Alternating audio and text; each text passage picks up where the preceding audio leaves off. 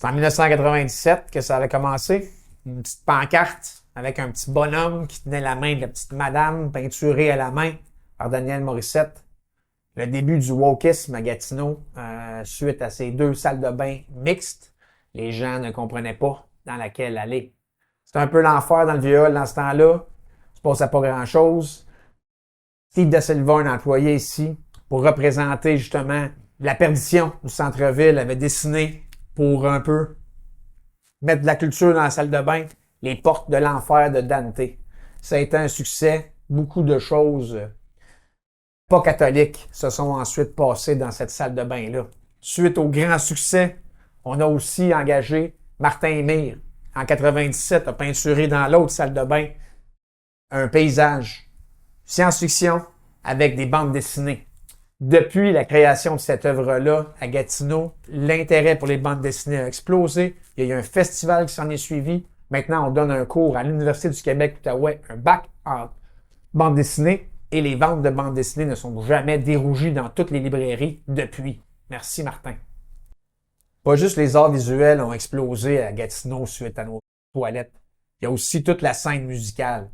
Il y a eu énormément de choses qui sont produites ici. Plusieurs succès du Québec découlent même des salles de bain du Troquet. Il y a Antoine Graton qui a créé la chanson Les Chaleurs. Il a écrit cette chanson-là suite à un événement.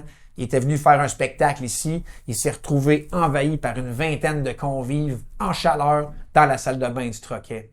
Il y a JF, le pad Tremblay de Québec Redneck Bluegrass Project, qui a vécu une situation complètement différente. Il s'est retrouvé, lui, seul, devant l'urinoir dans la salle de bain des hommes.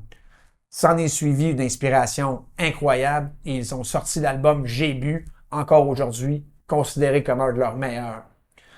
Il faut pas oublier non plus toute la contribution du monde underground, hip-hop, du DJ life, du incroyable DJ qui a eu résidence ici, Hans. Hans avait également fait une œuvre d'art ici qui fermait le cubicule de la salle de bain. Hans a créé des souvenirs incroyables et encore aujourd'hui influence la musique mondialement. Les portes de salle de bain se barraient. Trop de graffiti, trop de drogue, trop de sexe, trop de rock'n'roll. Il a fallu laisser les portes débarrées et créer des cubicules. On rénove les salles de bain, ce qui veut dire nouvelle œuvre d'art. Entre en jeu Stephanie Kearns pour la salle de bain des hommes avec des œuvres iconiques comme Bambo, The Ass Girl ou Monopoly Guy.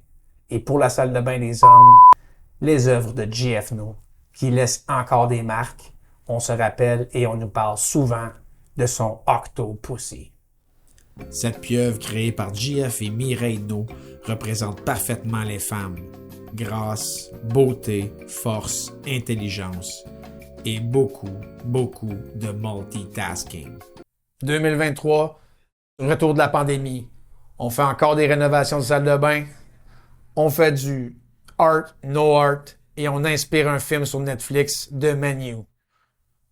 Keep on trucking. Oh yeah!